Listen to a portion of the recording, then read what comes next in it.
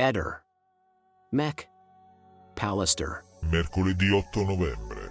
Oggi è San Goffredo. La frase del giorno è: un uomo è ricco in proporzione alla quantità di cose di cui può fare a meno. Accadde oggi, 8 novembre 2002. Nazioni Unite. Il Consiglio di Sicurezza delle Nazioni Unite emana la risoluzione ONU 1441 riguardante il disarmo dell'Iraq, che costringe Saddam Hussein a disarmarsi o ad affrontare gravi conseguenze. Lo sapevi? L'11 dicembre 2008 Madoff è stato arrestato dagli agenti federali, accusato di aver truffato i suoi clienti causando un ammanco pari a circa 60 miliardi di euro.